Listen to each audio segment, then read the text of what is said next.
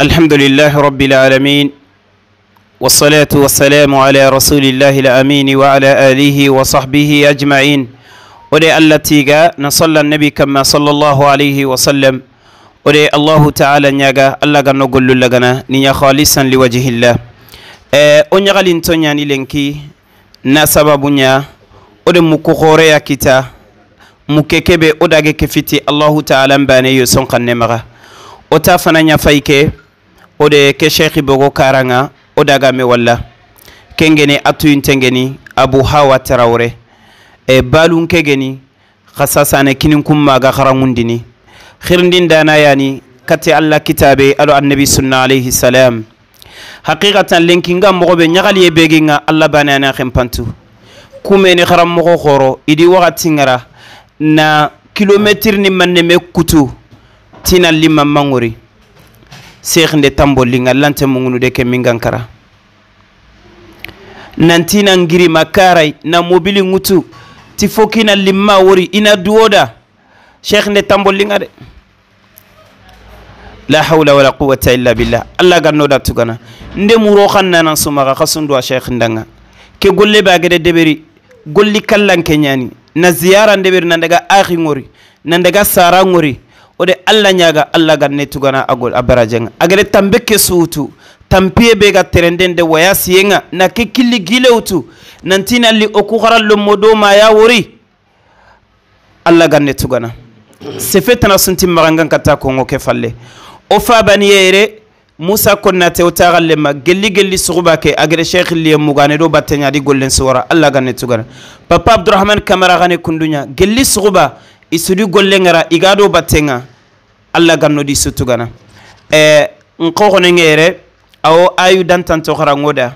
afalle nasiha bega Sheikh maga wasiya bega kinnoy kumeni ganari ona nafambe ona ntintiya kudona nafankitiya ona kinay afalle fari khere nte yo maga katti silami suwa katti fonnan sirensu katti serebe alla gere nema nyanda anga mulla nan takke fi sadaqa jariya ngolle Sheikh meriti kenga wallah nyimme antinna fare keko ay mega taxunu yere wa illa rimana feti kenga alla komo mogeri sefe kempare kamma o gono ngere haruna tugunne haruna gaku aga fonne kharangoda ayu dantanto naam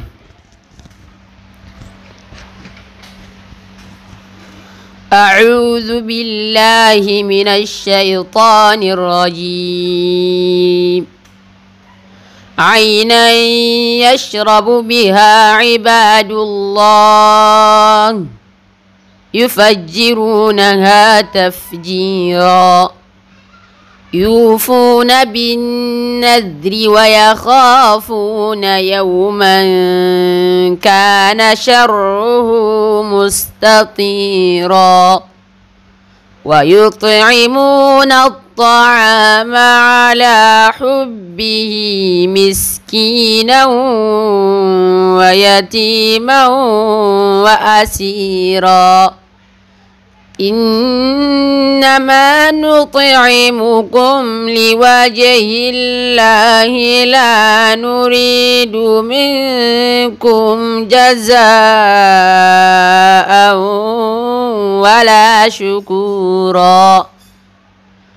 إنا نخاف من ربنا يوما عبوسا قمطريرا صدق الله العظيم أيوة جزاك الله خيرا الله غنى ودا تغنى نودي أويم بوتو نعم أصنا شيخ ترنكا منيتي دانتان تونغو وسيا خنو بيغو مغا katoy odo sara yagare kesu odo silamin dammansu ana woso nyodanga tarana nyani wayasa nan duwa wunte khenne saketi kebe wayasi yenga Allah batten kamma akhahun kamma fillah ana ora kille Allah ganno oda gomdini sahaba na gollu kuroga na'am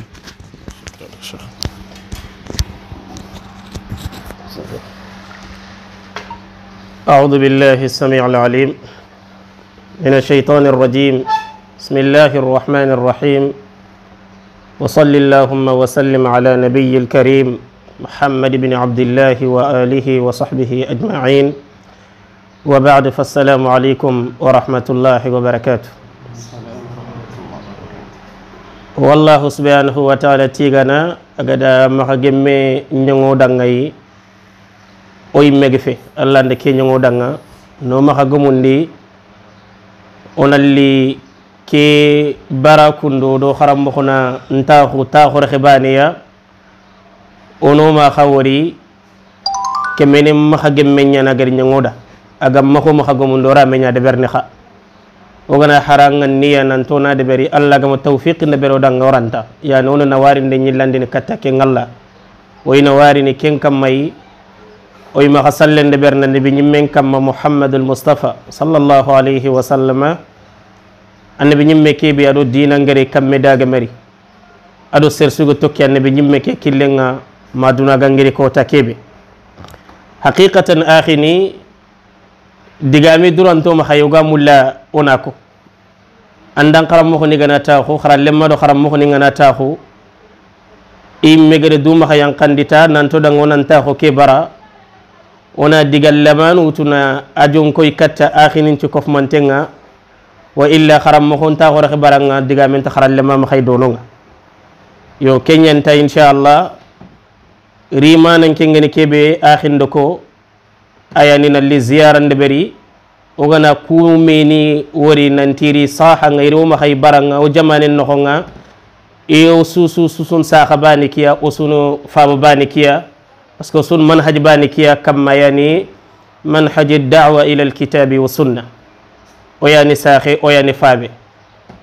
mana maya afabani mpabaya wa hakada amani maya mpabana fabaya hakada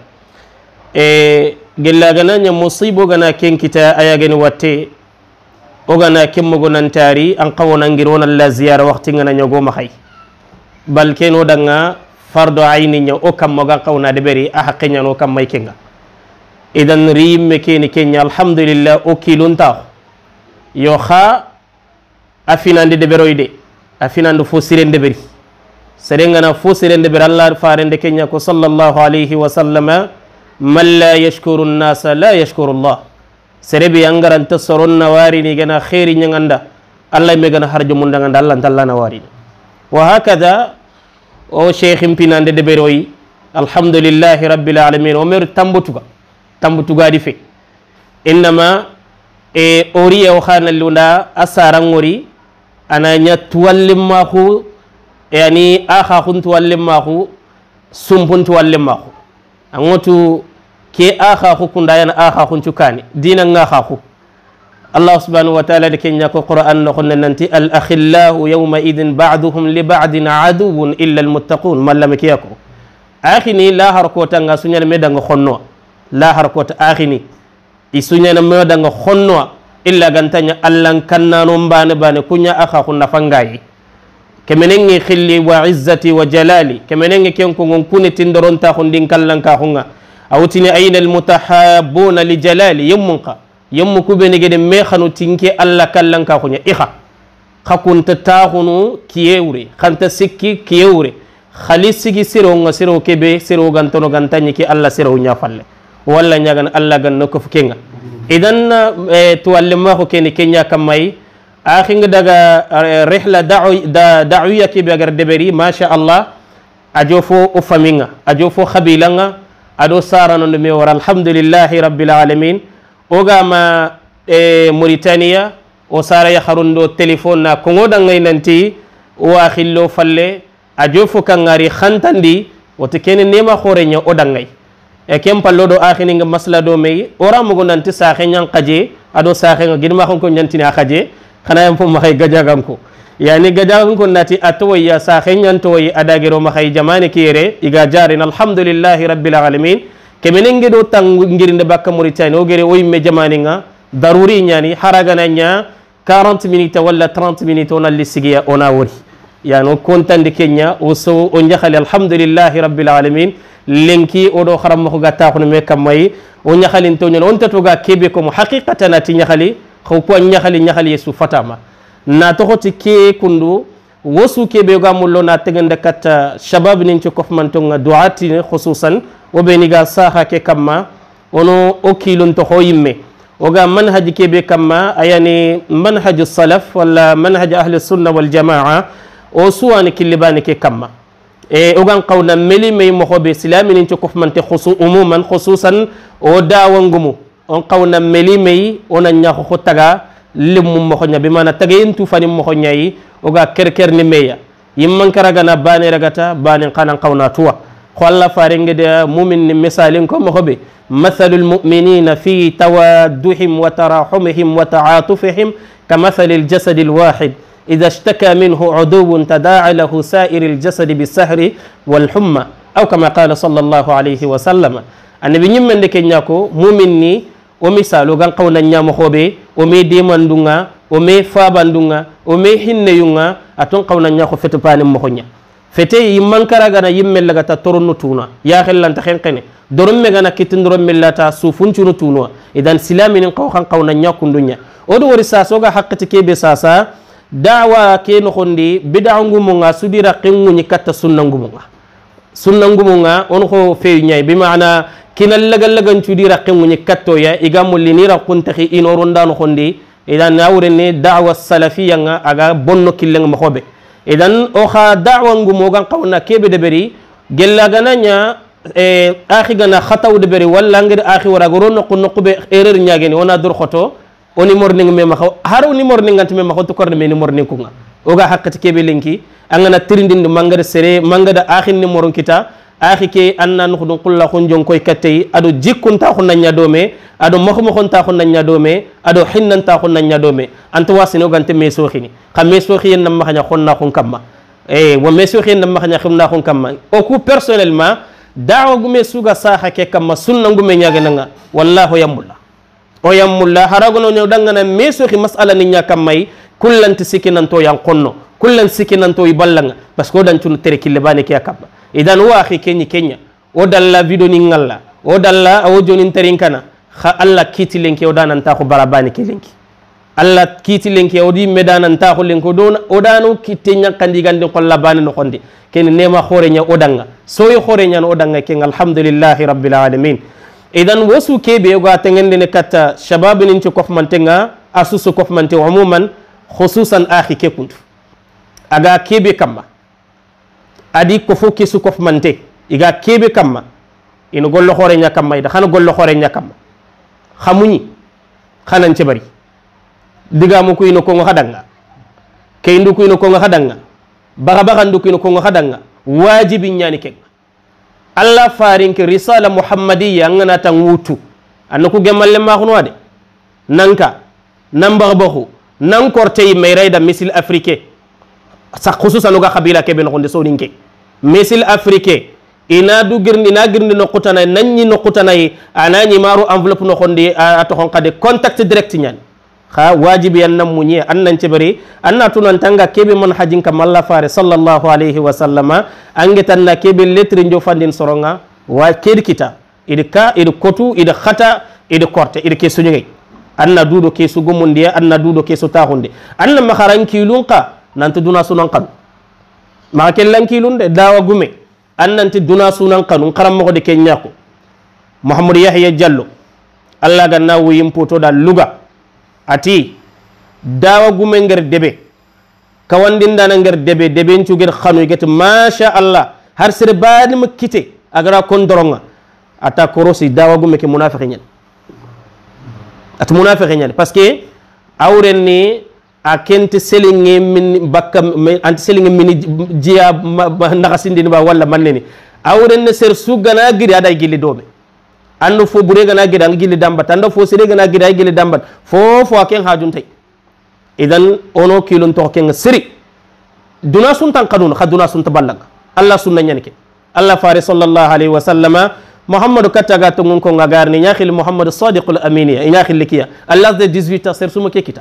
khabila muma debe muma sino tamdo segu katangu nga jofene ke ngatongun to duntenge lemene begeni lomunu khirsunya gi gundon ko ngonda khirsunya gi khalifa ni ngutunan tanda ta hundi gelalla na duna taga magan duna kara serema kita serenta khame kitan kha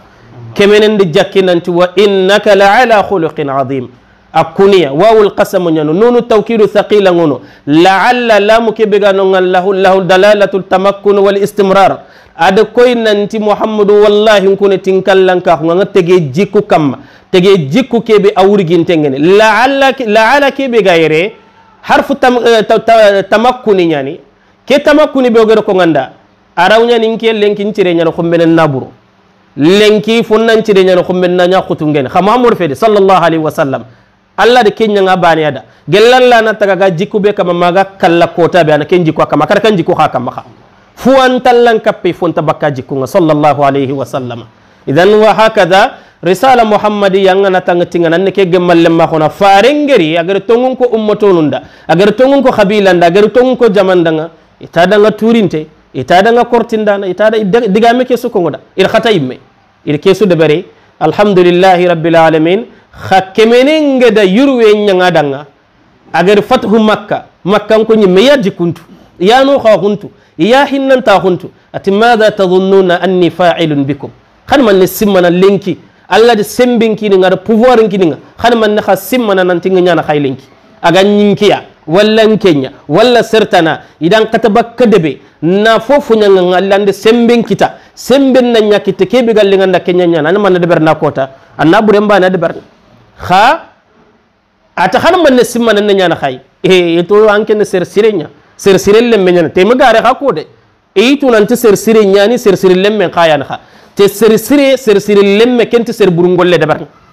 ay ser sirelle me ante ser aton kar ser sire ya gundini ay faringa sallallahu alaihi wasallam tidhabu fa antum tulaqa khadaga lenki nyampa khamaha tambo su khagir nyangi nyampa ma idan dawa gumen khana nyakunduja annan dur khot annan nyampa soro nyam hannan kara nyakiti annan ma nya fofu angam palle fayni angir kende ber santar de dawa keya diga mu kuini ko ngo anni mu ko angana ari mu ganna nya ko foy memunya anna nya ko harbane menya me hadafu be ganke ma muri fo be ganke ma khay kenni risala ke be angir tinga anna jofande mo khobe agan qawa la mo khobe aga gemme soro kuyde parce que sereran te gemme sere sahaba o ga kiye ke be di lenki sereran te gemme sere sahaba o do qisse go do masalanga ati ko khasenyani anya mulina waxti kimba ne ndax jofande khay xana yem pim khay ati yu khasenyani anya mulla ina duna koy ikismerenga ado ferembog ado kismere as kismere on ndaga yu khase ke taw ferengama kismerenga dabat idangi garam place inta gano angotu kunya na garam place khirse go te garam place tawre ne garan tam place ni atawre ne kenya ama gare ko de garam place o saketo kar ne garam place ni ko sersinante ta khunno fonti mugu ina ko nga fonti ngori ina ko nga fonti ko ina ko fonti makin ko ina suko idan al hala ken kundunya idan ngi kon ke ko xasana xawi haqilente anke nga feren kamma lemna lama nga teren wali kanna lemne ke wuto anna ta hunde feren kam manke ñu xasse kanna tere ke kite atere men kismere ndan mugu atend mugu ayan qafa ga feren kam mar kismere ke wuto na ta hunde feren kam akego do fe mbatti irame garam place khadi itu wacoro mun kun khatanto ha ke khasi ke tere ne ke ki yanke lemna lama nga feren kam anti an khadi khosse nan ci feren kam ba iga dangi kum garam place at kismere nda tand mugu atend mugu ati yanka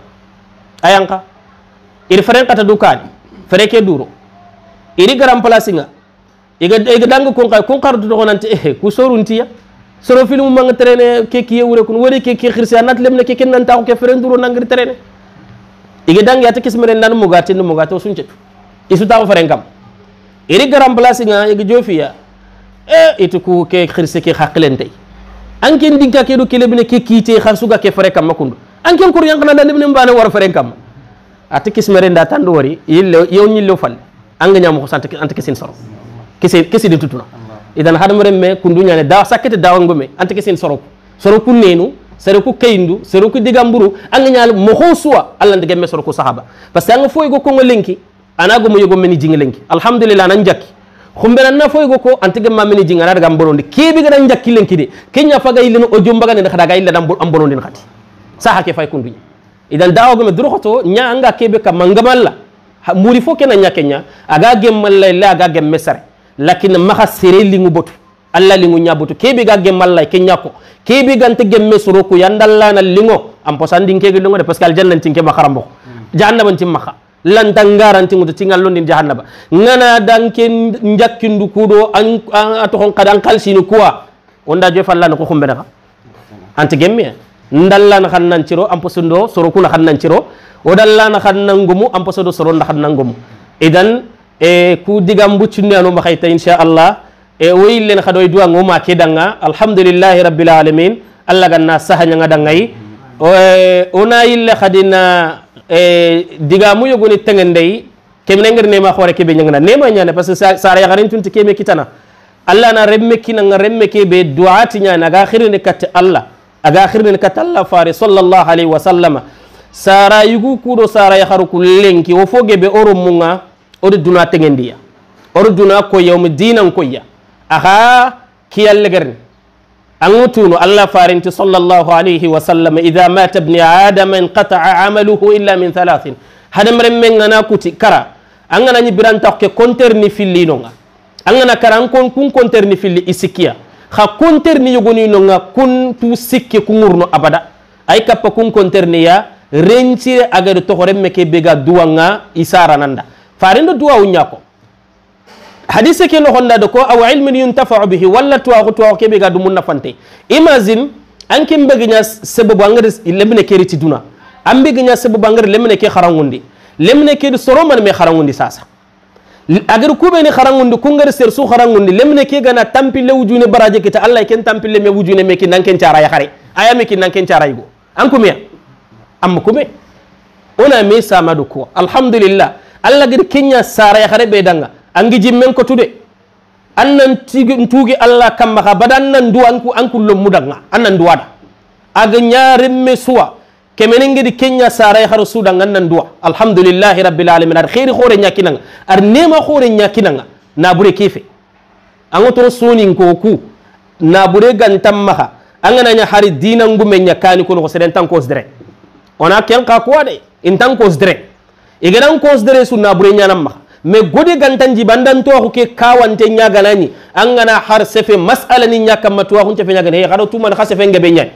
xanken tiara ya xare dur xoto kan nya fayam maxayde de ben tuna mbaral lemme kanken nam xabare de ben tuna lemme ki digan xannin kuta xagana sefanken danken na terinka de ben tuna nkel lemme ki regina botu buru xanken nan dur xoto nan tengere meke agan qilli kat kebe allati farinte an nan dur xoto anna do on xa gobonde adanga xa alhamdulillah kene nema khore nyaaya gade kino ma keya oy do nga nema ke Allah ganna gobondi Allah ganna me gobondi sara ya kharani ci su ko xamante danga Allah ganna sahanyo ma ke danga ya na watenya jare wateya tani be gere girinde bakka de be ke gakura ya Allah ganna nyat kuntani ga sagandini ya ado kismarundo ato hon kade taxalle mun ga me walla jomu ado khairi kamaya wa akhin kaga sagane kati dingira ngagi ko renyini jomu do khairi kamaya Allah ganna sahakino di su ko xamante nga Allah ganna sahanyo sar non ci ko xamante danga ya oy duwa nga suda nga ta khore khis oy duwa mur nan danga wallahi waso won to nyani wonya khalin to nyani ono ni qosora kun no non to ga kebe ko ngo odo kharam bokoni ga ta khona do waxini ha ke akhi sidibe ma sha Allah o dal la gol nyanga do me ma wara bada abada ay ke fini sere beni ga sikki di groupe ni ko khidman dem batte ma wara bada nta fana nya fayke wallahi ma wara bada nta fana nya fayke on memo ko telephone nyata mo do ma walla bada alhamdulillah ayatu wallim maxu odo konnat moy ta ya konnat kun danke ba jate kiyani aya konnat kun danke me o yani ta xallemo fegi masha Allah ayatu wallim maxu ken xay odo faba camara alhamdulillah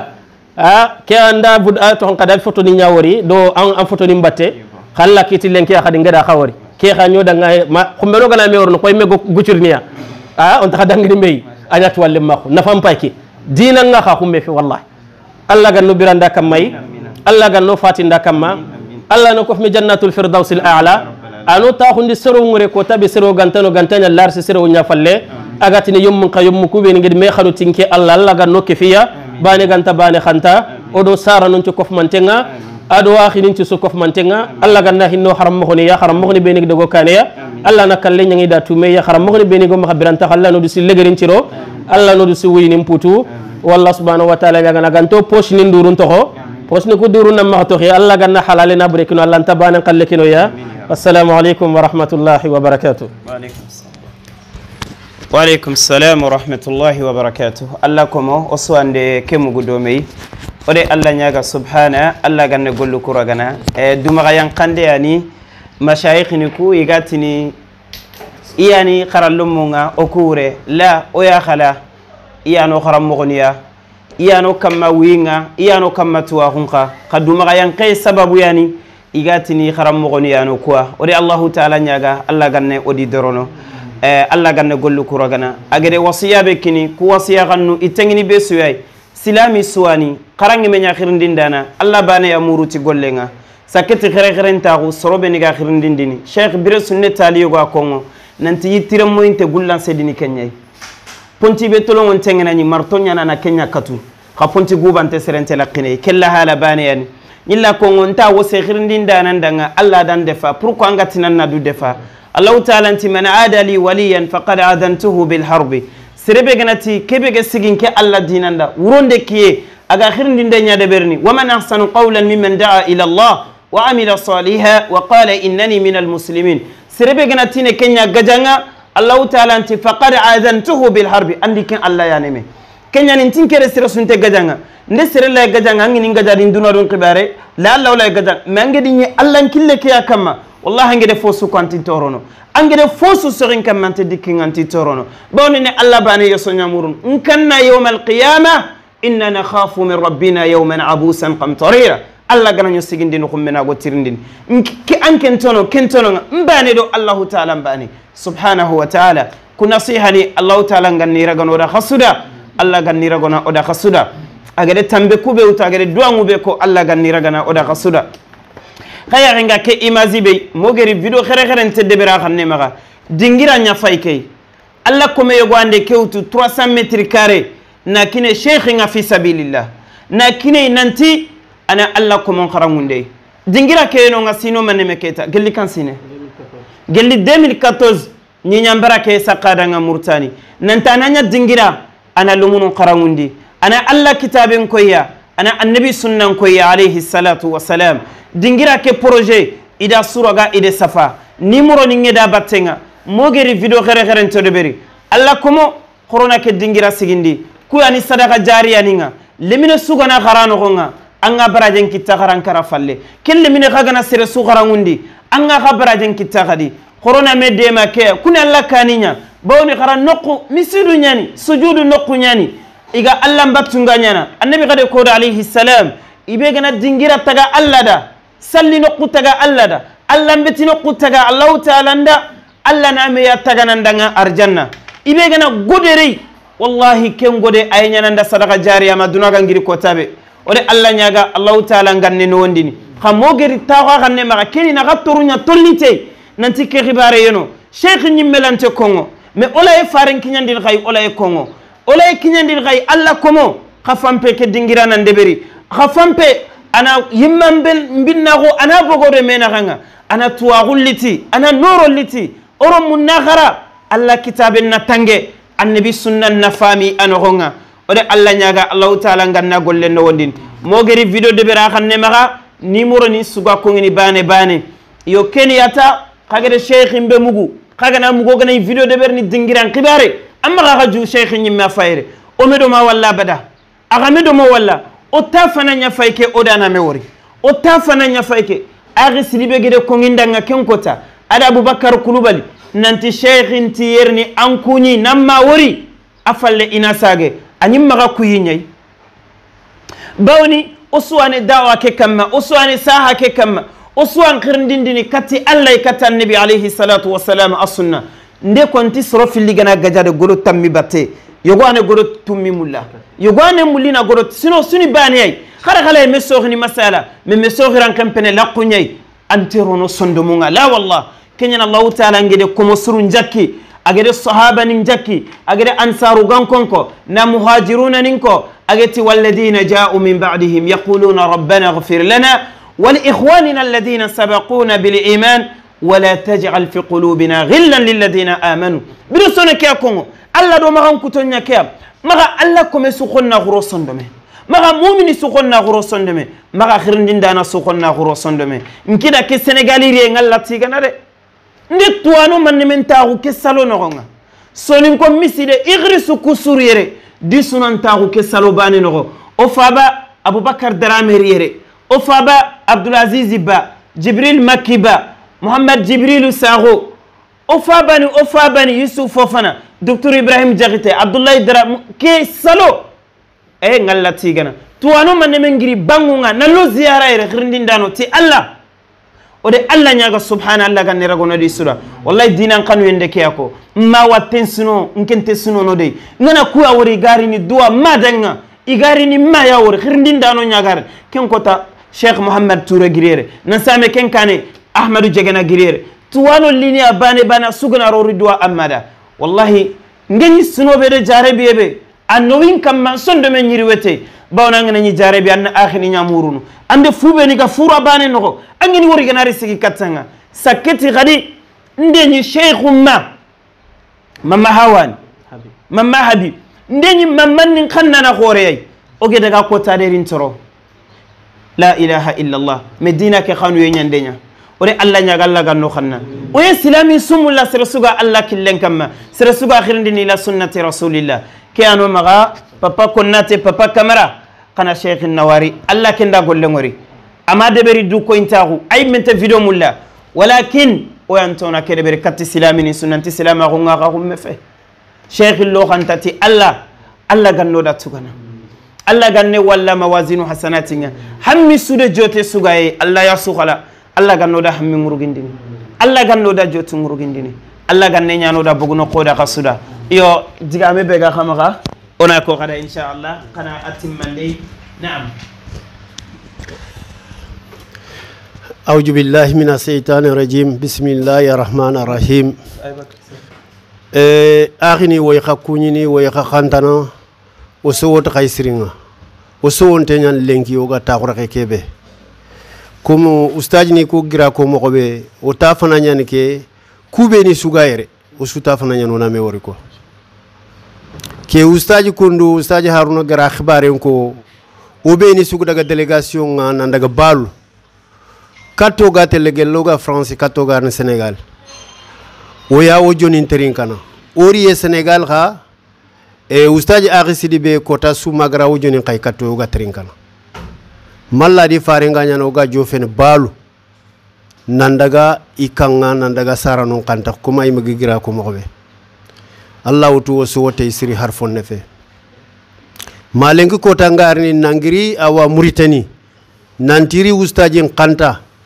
ado sarana kegari agama saha inare khanta idana mewri idana metu alhamdulillah tige ngalla da ikunda Allah tiga ko ku ko be ni ga yer wanda Allah tiga nan kotiya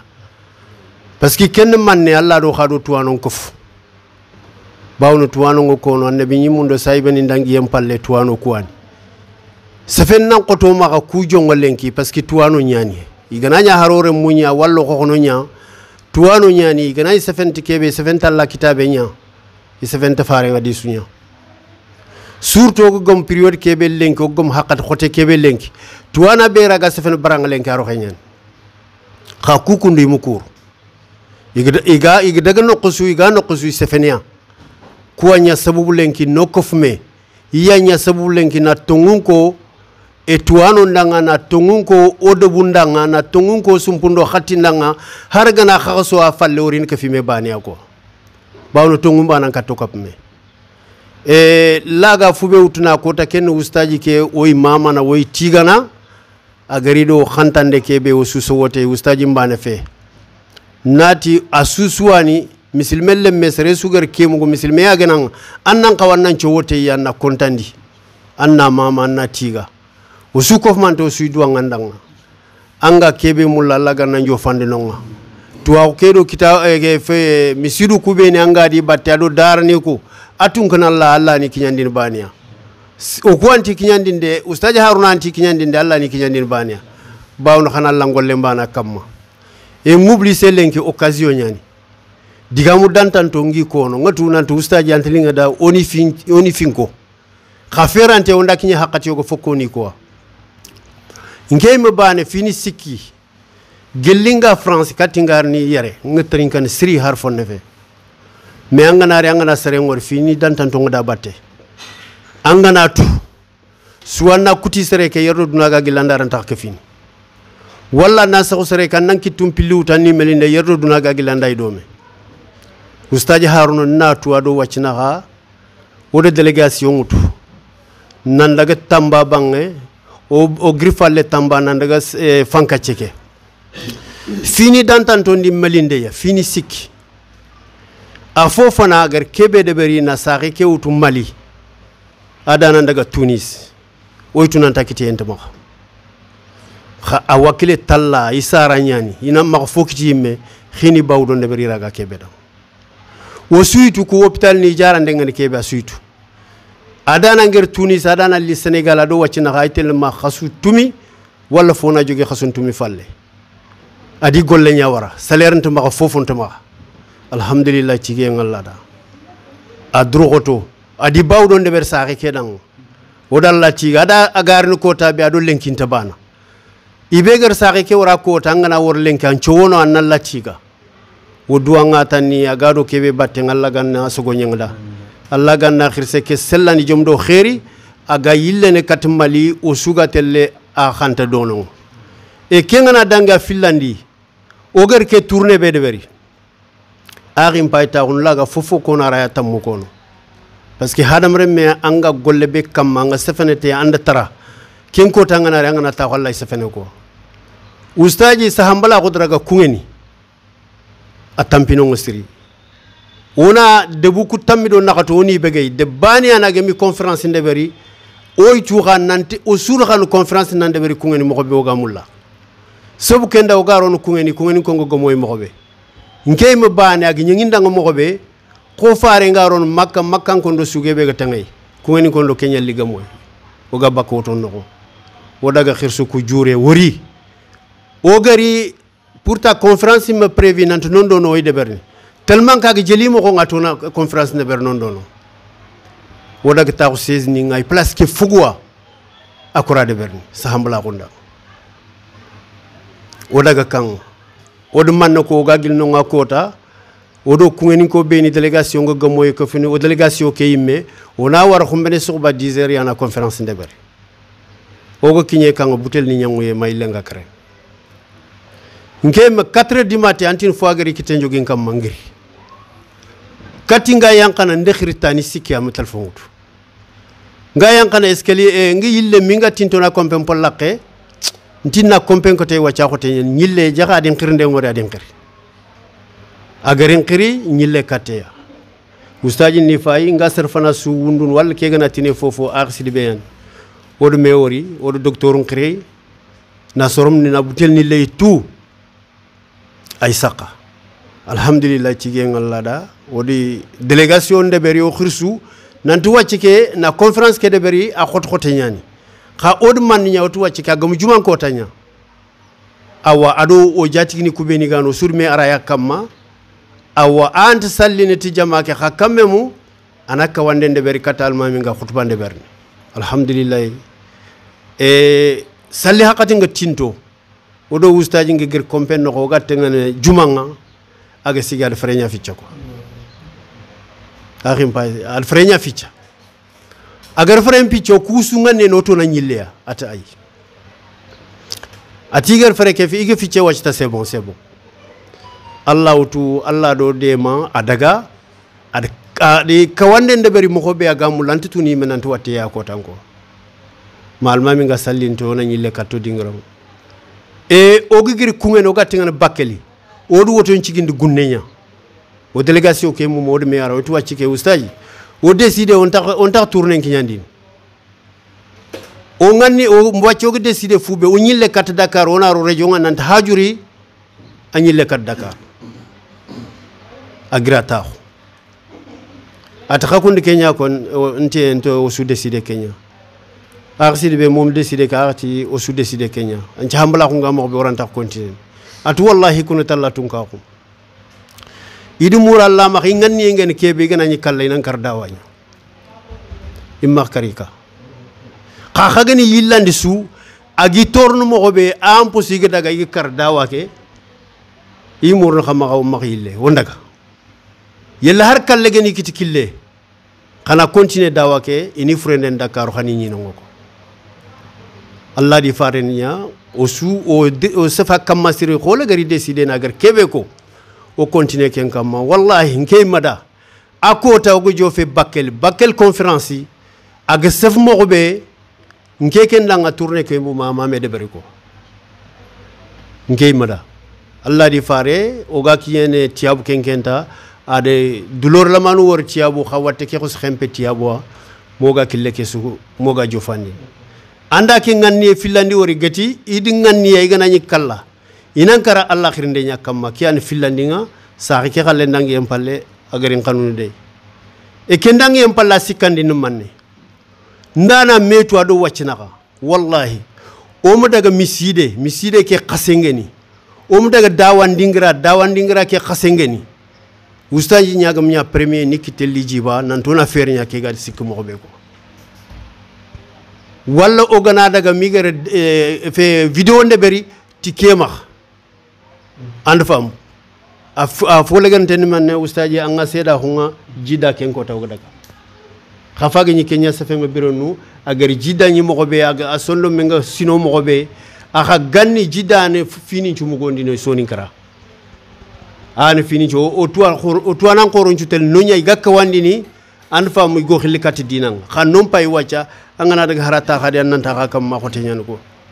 ada nganni muta kota nan tigari jo hungur mo be iganari kay mani jo honde ber brenun torongo yando arsidi be ga kono a financement nga agan kaw de ber mo be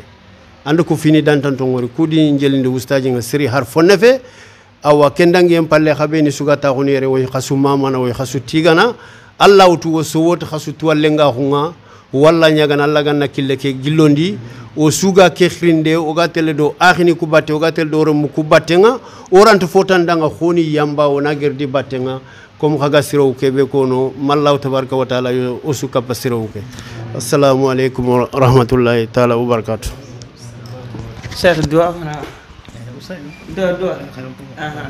yo kunduani aywa sidibe sime maga video nga akinyere ode alla nyaga alla ganne gollu ko surogana ibe gana golle be deberi sorongana sogontimi golle su alla game golle ko wori khafunyani kenyana amilatun nasiba alla ganno tangana kenga na gollu kunya khalisan li wajhillah wallahi khoy cheikh ngede ko mo be soronna baranga nan piri nanka alla nallaga kenya mentay Musa ge kisi fangebe adumbe ngeni fangebe kama ade alla ga dome fosume Musa kita kha Firauna da alla gante dome kempambane ande tonni alla ganno toko alla maga olodu khalifa allai odo kharam mo goni oda khasu khalifa allah alla ganno khalifa ni lagana wassalamu alaikum wa rahmatullahi wa barakatuh